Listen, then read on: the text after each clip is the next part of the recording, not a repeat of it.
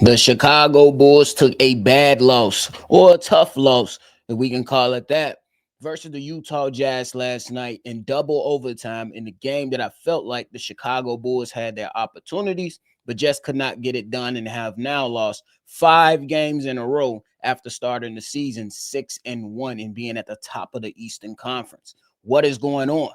We got to talk about it, but before we do, you got to hear the music first.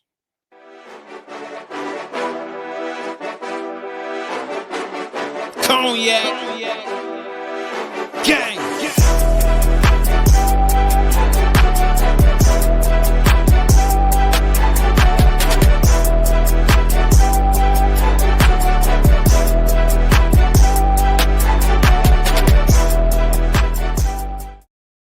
Shy Boys Podcast with the Cognac Boys. I'm Cognac Boy Bobby, and I'm holding it down on today's daily episode. So if you're tuned in, locked in, and at least want to talk about a little bit of Chicago Bulls, make sure you go ahead and hit that like button and subscribe. We are not having fun when it comes to watching the Chicago Bulls over the last few days. We know that last night they lost in double overtime to the Utah Jazz. Got some good effort out of certain players, you know what I mean, for the most part. You got 21 out of Vooch, 26 out of Giddey, 18 out of Montes. And Kobe White came in and also gave you off the bench 27 points, and Ayo Dosunmu had 18, but it still wasn't good enough to beat a Utah Jazz team. And when you look at everything when it comes to stat-wise, the stats pretty much are even with the Utah Jazz in just about every statistical category except one glaring flaw. The Chicago Bulls had 17 turnovers in the game. That is not going to help you win basketball games. But what has been going on with the Chicago Bulls, and why the hell are they losing these games? I'm going to talk about a number of things on today's episode, and we're going to start off with the offense. The offense, in my personal opinion, it is not as fluid or as active at it as it once was before Josh Giddey went down with that ankle injury. And we know that we were out a couple games out there playing without Josh Giddey for a couple games. And you've seen guys come out there and show a lot of effort. And, for an example, in the Milwaukee Bucks game, and coaching was the determining factor for that. But I think that it's very, very important offensively that these guys continue to utilize, their talents in playing good basketball. You know what I mean? Playing good basketball requires you to take care of the basketball. It requires you to continue to dive and cut to the basket and take advantage of mismatches and things like that. And right now, during this losing streak, you're just not seeing good basketball being played offensively from the Chicago Bulls compared to that 6-1 start. It was much more fluid. The ball moved side to side a lot better. You got more easier baskets at the rim. And right now, these guys are struggling right now as a young basketball team, but these guys have to be better. And I think that that's number one thing. My next thing I want to talk about is the defense. During this losing streak, the Chicago Bulls have a defensive rating of 120. That is bad. That is bad. Like that's not good enough. You have to be better on the defensive end, and you don't have the greatest defenders out there, but defense starts with effort. Defense starts with heart. Defense starts with the want to, the will to, the want to go out there and slow somebody down or necessarily stop them. And I know there's going to be some people that say, hey, well, the Chicago Bulls, they need a star to go out there and win some of these games. That could be true, but the Utah Jazz, they didn't have a crazy superstar out there on the floor last night. Yeah, you got an all-star, Larry Marketing, who went off on the Chicago Bulls due to some coaching stuff that we're going to talk about here shortly. But at the same time, we got to look at it for what it is. Guys have to show and be ready and communicate. And I think we can chalk it up to Josh Giddey being out and just now getting back to saying, hey, he has been an effective communicator defensively for the Chicago Bulls on their winning streak that they had. But at the same time, guys have to open their damn mouth and speak up. It's not just on one person. This is a team thing. Good defense requires everybody, not just one person. Can one person be the catalyst? Sure. I could chalk that up, But at the same time, good team defense requires everyone to be vocal and do their damn job. Understand your scouting report as well. And then another thing I want to talk about is where the hell is the toughness and the physicality? Where is it? We're not seeing it from the Chicago Bulls team, man. We're not seeing that toughness and that physicality that they talked about. We're not seeing that on this losing streak. We're not seeing these guys go out there and impose their will on other teams. Not saying that they were going to be able to do that anyway, but at the same time, look, man, we're show up. Get some Rough Riders out there. Get some dogs out there. Let me see something a little bit more than what y'all have been showing. How much or how bad do you want to win? Where's the physicality?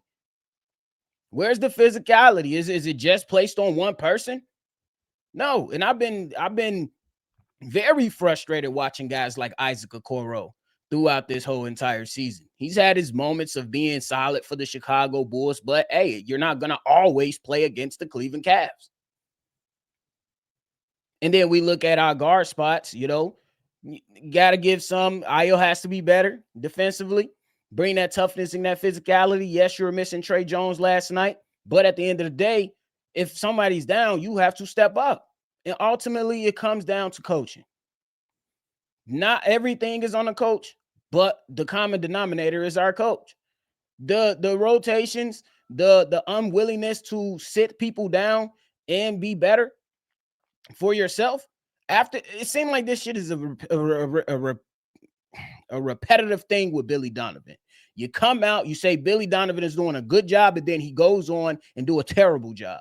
And then you go out there and castigate him and scrutinize him for doing a terrible job, and then he comes out and do a good job. Where's the consistency in this? Be consistent, bro. That's all we ask for in Chicago, is to be consistent. And right now, you have been consistently inconsistent when it comes to coaching. Just like the other night, not the Utah game, the game prior. Nikola Vucevic didn't have it. Jalen Smith had it in that game. But instead of allowing that young team to go out there and fight and claw for a victory, you insert the damn problem back into the lineup. You give up the game. You give up, the momentum to try to take the game for the winning, and you ultimately lost. Then last night, you guys are not ready to play. Why is this a constant thing with you? Why is it a constant thing for these players? I understand the players do have to take some pride, but at some point, you have to put your fucking foot down if you're the basketball coach to say, we're not going to let this go. We're not going to allow this to go. And this is personal for me on a basketball talking point what I'm about to say. Not personal, like I'm about to go out there and just go and go berserk on him, but it's personal for me when it comes to Montes Buzelis, because I believe if he taps into all this talent, he can be one of the cornerstone pieces for the Chicago Bulls. Plus, when you come out and you make statements that you want to be Coach Hard and you want to be most improved player, you cannot continuously foul out of games. You can't do it. You have to be better. You cannot do it. And I'm rooting for the kid. That's why I'm taking it personal. And he's a Chicagoland area kid. We want to see ours thrive. So you have to be better. And we going back into coaching. Why is he not guarding Lauri Markkanen? Why is Isaac Okoro guarding Lauri Markkanen? It's coaching decisions like that to where you're like, bro, what are we doing? I don't necessarily put it all on Montes Buzelis, but I am going to hold him accountable at the same time to say, bro, your team needs you out there to be good, consistently good. It does seem a bit unfair. It does seem like it's a bit too much, but when you come out here and you say you want to be great, I have to hold you to that standard. I have to, until proven otherwise. We know that Patrick Williams at one point, we like, hey, come on, bro, go out there and be good. But now we understand what we're just going to get out of Patrick Williams. And then at the same damn time, Billy Donovan, if Isaac Okoro is struggling, he ain't got to play, bro. He doesn't have to play. You needed size out there in certain spots, in certain areas, and you refused to give guys an opportunity. I don't know if you were just trying to reserve them or, because you have a game tonight, which we're going to talk about in a second, but Aren't you tired of losing? Are you tired of losing? Like any prideful guy in whatever they're doing or what activity they're taking a part of, they're gonna want to go out there and say, man, I'm tired of losing. Let's go. Let's get a fucking win. That's even if you're getting your ass kicked in 2K by your cousin or something. Your cousin keep whoop you every single time he come over to the crib, and then you say, damn, this the 5th time I'm finna play 2K. I'm finna go crazy. I'm finna go bust his ass finally. Billy Donovan, you tucked your tail when it came to coaching his team up and having them in a good position to win the basketball game. Did they do everything right? No. But the coaching is supposed to put their players in the best position to win basketball games. So when is this losing streak going to end? Because tonight you're going up against a really good Denver Nuggets team, and you already ruled Kobe White out for the game. And Joker, though he is on the injury report as being probable to play, what is you still think that this Nuggets team is going to lay down for you? No, they're not. So when will the losing streak end? We are going to see. We're going to find out soon. Because what was a good start to the season and a lot of fun is starting to turn into a fucking headache watching this team, just to keep it real with you all. But hey, I have it on the screen. The next 10 games for the Chicago Bulls are not going to be gimmies. They're not. We have Denver, Portland, Miami, Washington, New Orleans, Charlotte, Indiana, Orlando, Brooklyn, Indiana. Y'all think you think these teams gonna lay down for us? Do y'all think that over there in Chicago? No. Do we believe that? No, I don't. You have to show me you want to win basketball games. I'm not gonna sit here and say that y'all ain't playing hard, but you're not playing good basketball. Is what we're gonna stand on. Be better. That's what we're gonna stand on. And we got a game tonight. And you mean to tell me the way that we've been looking on this losing streak, we have a chance? Look, there's always a chance. I'm not going to sit there and say that they're going to get, you know what I'm saying, blown out by 30. But it's on the table if we keep coming out with effort that is not present at the start of the game. It starts when the ball is in the air at the center court. That's when it starts.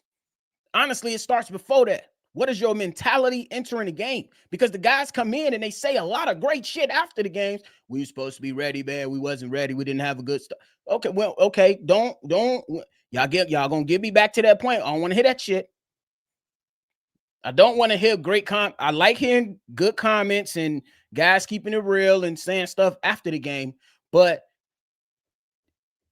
the tolerance runs thin for constantly hearing the right stuff after a game and not doing shit when the game is on. So that's what it comes down to. When will it end? I don't know. Maybe you have you as the listener, maybe you have an idea when this losing streak is going to end. Maybe you do. Because you still got a game tonight versus Denver on the road. And then you're on the road again versus Portland. And Portland has been playing some solid basketball this season. So, and we already know Billy Donovan, when it comes to Eric Spoelstra, typically he gets the better of Billy Donovan depending on what time of the year it is. Depending on what time of the year it is. He's like, Billy Donovan, we finna cook his ass. You know what I mean? So be better, bro. That's it. That's really what it comes down to. Those next 10 games, you're going to see some favorable matchups in there, but nobody's going to lay down for us. We got to take this shit if we want it. We was talking playoffs in the offseason. We was talking about being most improved player coming into the season. We was talking about being a really good basketball team and surprising some people before the season. Put up. It's either put up or shut up. And right now it's been too much talking. We about that action. But hey, that is it for me today, y'all. I appreciate y'all, man, for tuning in to another episode of Shy Bulls Podcast. When will it end? I don't know. Let me know. Drop your comments in the comment box and let me know, man. But hey, I appreciate y'all. Make sure you always see red, and y'all already know. We're going to catch y'all on the next one for sure. Peace. Cognac. Gang.